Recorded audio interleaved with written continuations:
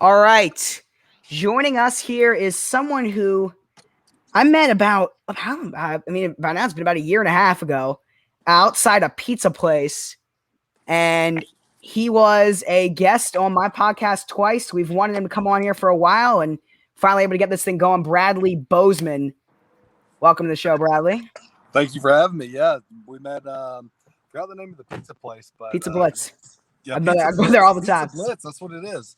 Yeah. Met out there, hit it off, and got to come on your show, and you've been blowing up ever since. So Yeah. Been going well. All right. So obviously, this season has been really weird in so many ways with COVID and all of that. And coming into this season, for the first time ever, as a fan, it truly felt like we had a chance to really win it all. And obviously, that didn't happen for a lot of reasons. But what do you think the impact of COVID had on our season? Not even necessarily about just how it ended, just in general, how weird it was. Yeah, it was definitely a different environment from off season to regular season. It just wasn't.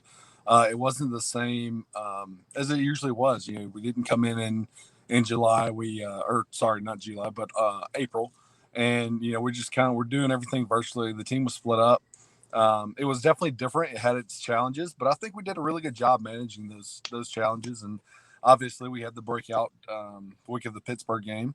And the guys stepped up. They did what they have to do. I mean, everyone that was playing the part played their part well. So, unfortunately, some guys went down with COVID, and we were able to bounce back pretty good and make a good run for it there at the end.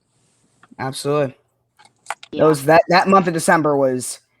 I mean, obviously, crazy. I didn't imagine us being in the situation we were in December, but watching the team rally the way they rallied in December was. And then win all those games. That was great to see. Definitely. Yeah. What's up, Bradley? Once again, thank you for coming on our show. So that month of December, where we needed to win all the games we had, the Ravens-Browns game, which I believe was late November, that was part of those must-win games. That was probably the game of the year in the NFL this year. And that one drive where Lamar came out and McSorley started it, and then you had that 4th and 2 crazy Hollywood Brown play. And I believe Gus Edwards fumbled, and you recovered his fumble on that drive. So you had a big part of making that drive. Can you talk about that one, maybe the drive of the year in the NFL, and how it was for you? Sorry, I lost you on the very end of that. Can you just repeat the very end of that statement? Yes. Could you talk about how that drive against the Browns when McSorley and Lamar were swapped, how that was for you? It was it was a must-win game. We talked about, that run was incredible there at the end, and we had to come in and we had to win every game. We're in a playoff situation, and we had to if we lost, we were out.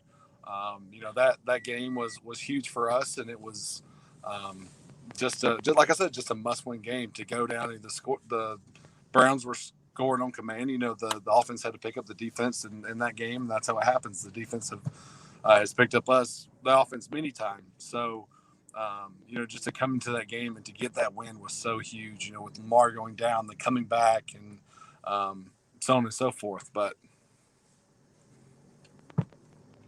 it was definitely interesting. Yeah, that was crazy. I remember watching that. I was like praying. I mean, I could not believe it. I was speechless. That was unbelievable. It was definitely so fun to watch. Yeah. So, again, kind of as I was talking about before, as Ravens fans, this was the first time ever where we truly felt like, and I know with you guys the same way, we really felt like we had a chance. At the end of the day, that was not how the season ended. How this season ended, what was it like for you guys in Buffalo, and just kind of what do you think happened?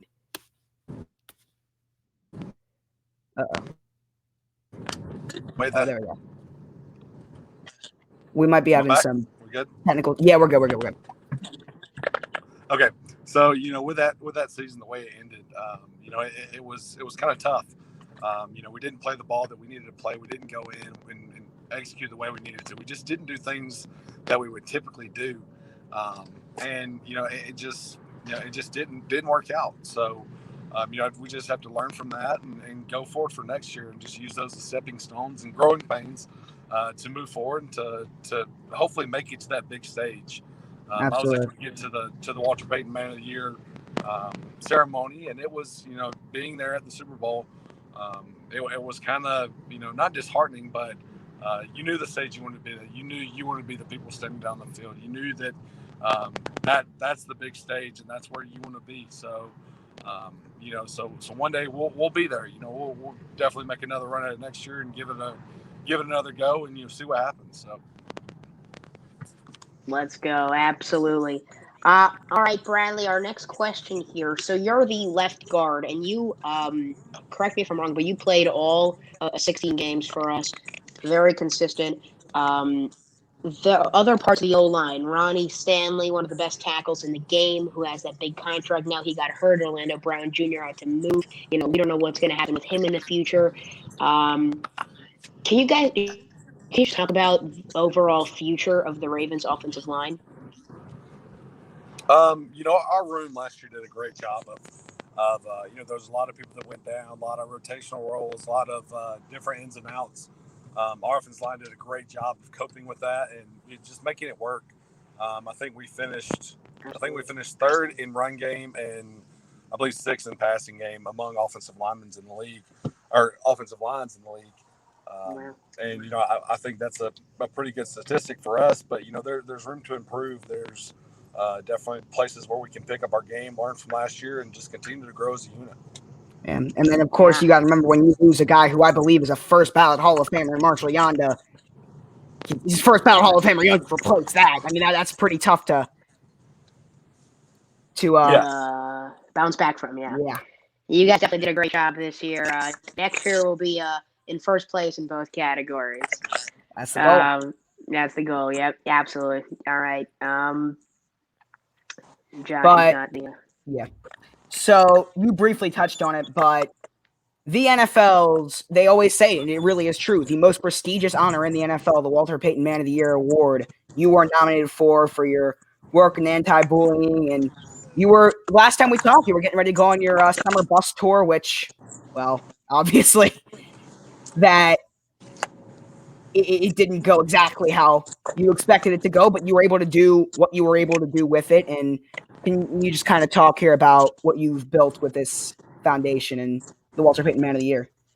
Yeah, so my wife and I created the Bradley Nikki Bozeman Foundation, where we talk to at-risk kids about bullying, the dangers of bullying, how to cope with it. And then, COVID hit, and we were getting emails from kids saying, the only meals we're getting is, from school. We're not getting those meals because we're not going to school anymore. So we switched to food insecurity, and we served over 1.4 million meals in the last 5 months. Wow. And continue to try to strive and do more and more. And my wife is a huge part of that. She's actually sitting right here. But yeah, so hey. it's just such an amazing, it's been an amazing opportunity for us to give back and help our community. The food insecurity rate in Baltimore is 24%, 25%. So a quarter of people are going to bed without being fed. Wow. And we want to change that. So, being the big guy that I am myself, I like to eat, so I know everyone else does too. So we're going to try to make sure we get these people fed and continue to drop that number. That's a crazy number, a quarter. Wow. That is a ton. All right, Bradley, you yourself were a 6th-round pick a few years back out of Alabama. You happened to be one of Ozzie Newsome's last draft picks as a general manager. The draft process for you is much different than the draft process for people getting drafted in last year and this upcoming draft because of obviously all the COVID protocols and all that. But when it's, no COVID, normal with the combine and everything, can you talk about that whole draft process from the beginning, from declaring to the draft all the way to getting the call from, in your case, the Ravens or whatever team you get drafted to? Yeah, for sure. My case was a little different. I didn't go to the combine. I went to the recent Senior Bowl, did a pro day at Alabama. Had great numbers there, but You start off in the season, decide whether or not. In my case, I had no more years of eligibility left, Right. so decided to go in and to go to the league, give it an opportunity. You start off with all your training. I want to say I weighed in at 296 for the combine. Mhm. I had lost a combined weight of 36 pounds over Wow. 2.5 months. I was told I was too big to play center. I wanted to play center to show that I could play center. I remember we drafted you as a center. That's true. Right. Yeah. So, just wanted to prove that I could do it, prove that I had the flexibility to move up and down in those weights. Obviously I'm about 330 now. So, put on some muscle since then. But, did pro day, did the Reese's, what is it? Senior Bowl. Senior Bowl. There it is.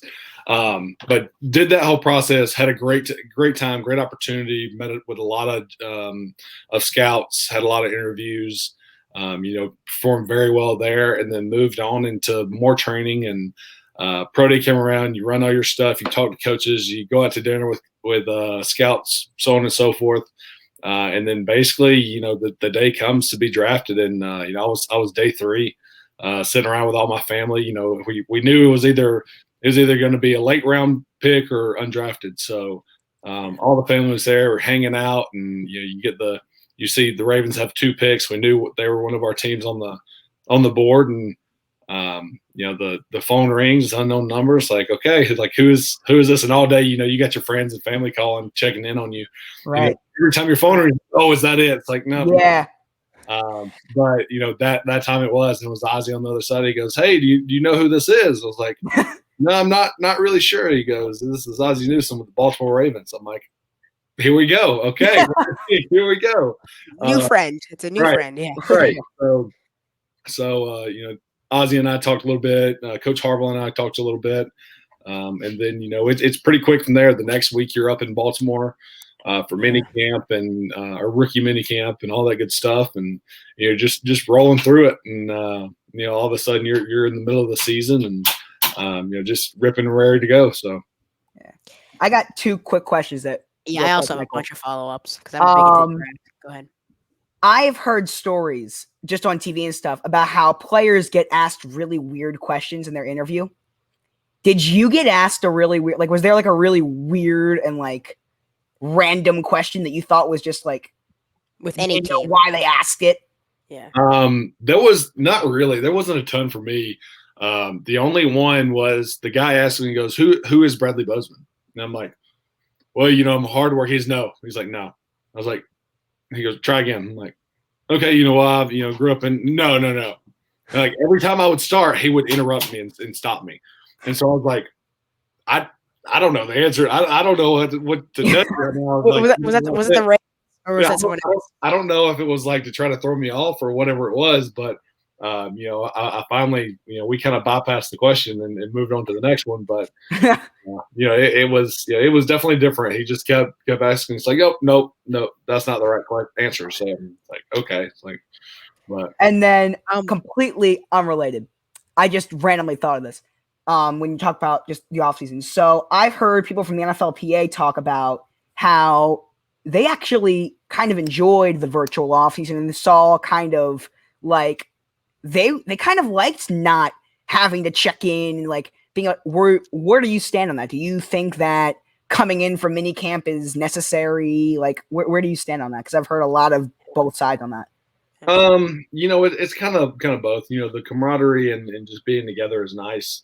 Being virtual is nice. They both have their pros and cons, but being in the building, being with all your guys is just it's a good time. You're working half days, you're working at 12 o'clock, and then after that, you're off. So and it's the same thing with virtual, but you work out wherever you work out and do meetings wherever you do meetings, and there's a lot more flexibility there. So I see both sides.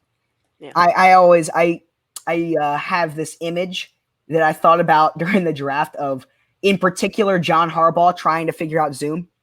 For some reason, I just think that he's someone that might have taken him a couple of tries. So I just can imagine him glitching out and I just have just a funny image in my head of that. Yeah, it was. Don't worry. I can imagine.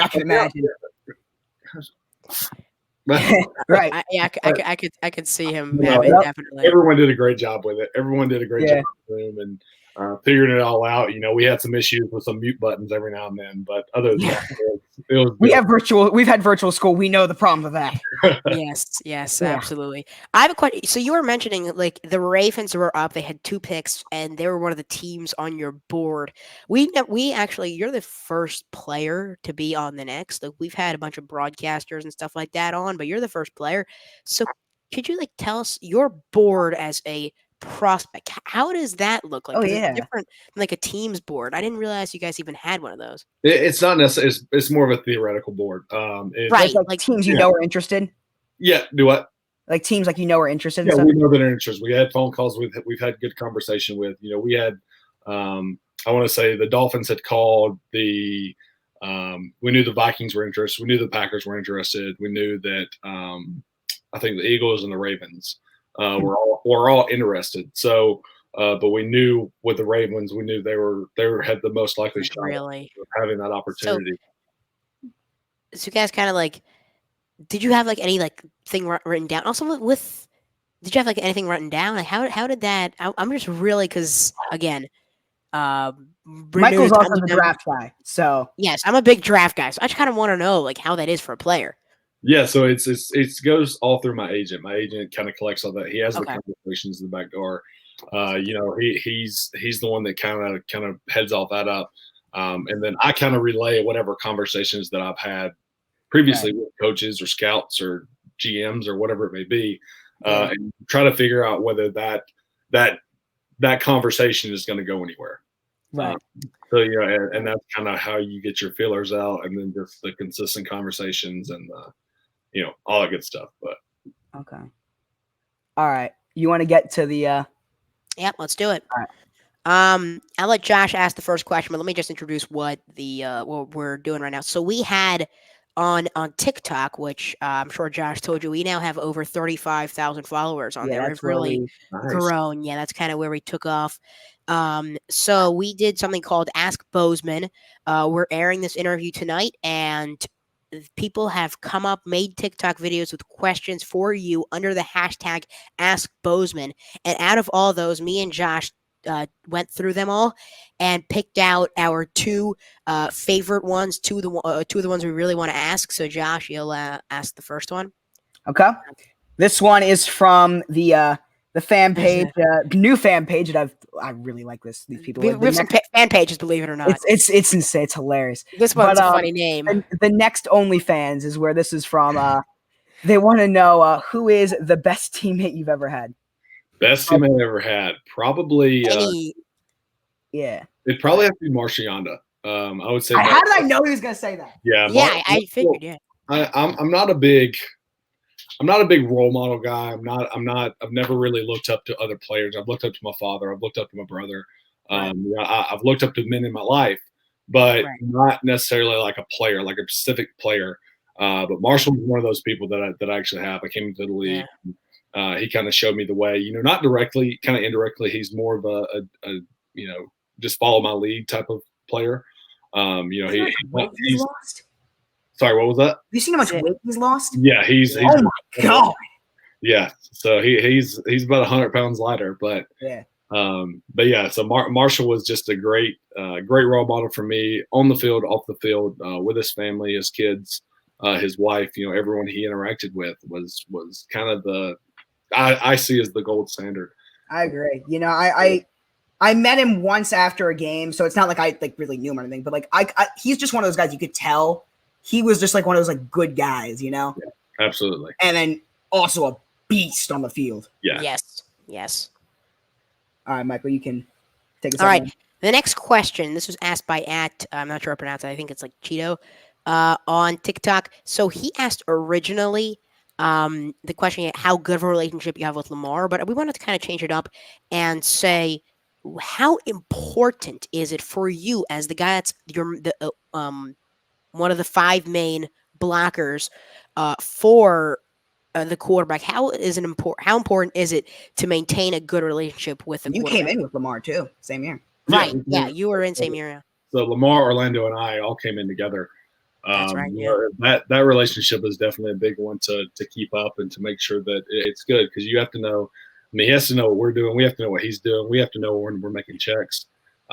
He has to know when we're making checks. You know, it's kind of one of those relationships that revolves around each other.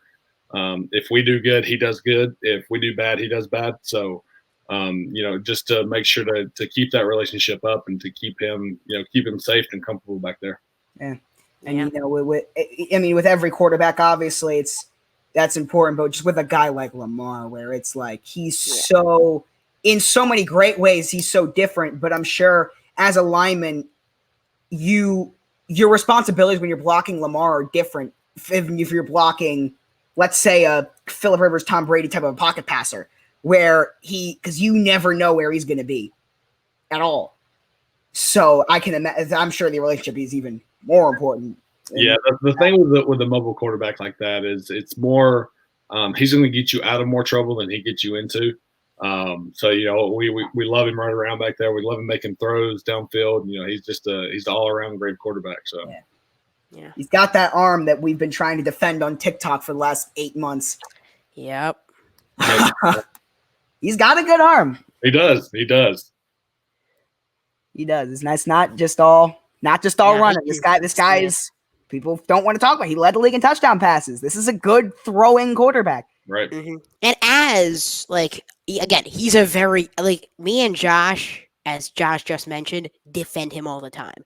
You don't. It is. I mean, I'm sure you know. Yes. I'm sure you're right. Yeah. But as he does run the ball very efficiently and more than other quarterbacks, and we are a very run-heavy team. How different is it, for example, blocking for a guy like him than it was, say, Joe Flacco in, I guess, you didn't really block. You were there. Well, did you play with Joe? On the field. Yeah, I had practice. Right, you had for the rookies. I started one game with Joe as the quarterback. So what game was that? There, and Tua, for example, or Hurts. Well, Hurts very similar to Lamar, so I can't really. Yeah. You actually kind of benefit. You've been blocking for. You've been with a lot of guys. You got two running quarterback. Yeah, so we've got. I have a lot of good quarterbacks, under my belt, and to be able to have the opportunity to block for them, and Jalen, Tua, Joe a little bit, and then now Lamar. So. All those run style quarterbacks are, like I said, they get you out of more trouble than they get you into for the most part. So, right. Have you kept in touch with your college guys? Well, yeah, I meant in particular. Quarterbacks, yes. Yeah. Yeah, every now and then we talk. Every now and then, nothing major. We don't talk every day or anything, but right. Speaking of college, I hope we still have time. There is one question I want to ask you. As a Crimson Tide player, you get to play for maybe the greatest college football coach ever in Nick Saban. This is rare because not everybody, especially his starter, under the spotlight, you won a national championship together. Can you talk about when you proposed after the game? Saban? Right, that you used to propose. Right, that was the moment. I gotta ask it. I gotta ask it real quick. Cause I'm sure there's a quick answer.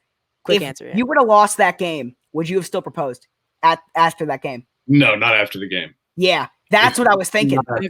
We had that in there, but obviously because of time. You're thinking, but Nick Saban though, how does it feel playing for him?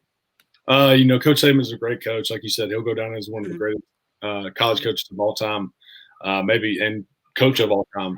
But just the mindset he takes into every game and to just that continuous winning standard that everyone at the University of Alabama lives up to with the revolving door of coaches that they have and players. It's just impressive year after year. He continues to do it.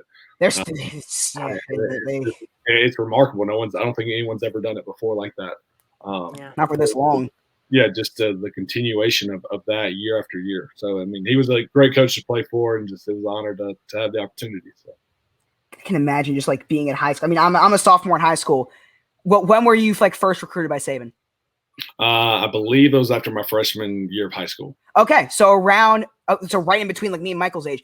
So I can't even imagine just we don't even play football anyway, but I just imagine at the end of practice, just see Nick Saban. Just be like, hey, especially like growing up in Alabama, like he was like a Oh yeah, it's true. You're from hero. Alabama, He was like had this aura around him, right? and, but yeah, just to see him walking around and like just sitting there, eating lunch or whatever, he's walking up and puts his hand on your shoulder, look, it's like, oh, that's Coach Saban. Nick Saban. Nick Saban. Yeah. Got a mouthful of barbecue, and you're like, oh hey, like it's well, yeah, it was a very special opportunity to have that, to go through recruiting and to end up where I am today. Yeah. I have one more quick question about one of the draft prospects right now. I know we were going to do we still have time, by the way? Are you good with time? Yeah, 4 minutes, yeah. Okay. We were debating whether to ask. So Alex Leatherwood, who is a tackle, he's one of the tackles in this draft. I like him a lot. I want, especially if we end up trading Orlando Brown. I'm sure Bradley knows about as much as we do. Right. If we end up trading Orlando Brown, then obviously a tackle will be something we would be looking for. I like Leatherwood overall as a player. He's like a first, second round pick. He's an offensive lineman out of Alabama. So him, Landon Dickerson, the offensive lineman. Did you play with Landon? Yeah. So he actually, I hosted him on his official visit to Alabama. We didn't have the opportunity to play. Right, Leatherwood you played with. Can you talk about him, kind of how he's going to be in the NFL? Yeah, he was just a freshman, right? Yeah, he was a freshman when I was a senior, coming in, and had the opportunity to play with him, and he's just one of those workhorse guys. Not gonna say much until something needs to be said.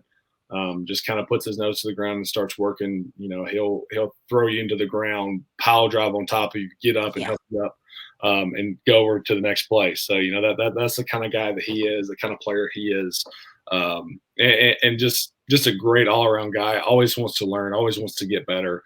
He's going to have a great successful career in the NFL wherever he goes. I mean, it's obviously a tackle, not a guard, but you literally just explained what we've thought about Marshall Yanda. Like you went right. Yeah. Right. I mean, it's same characteristics right there. So, yeah. All right. We appreciate this a lot. You've with me, I mean, you were the first like real guest I've ever had. We actually kept in touch, so it's been really cool, man. So thank you for this. Absolutely. Love to do it again. So absolutely. All right. Okay. Appreciate it.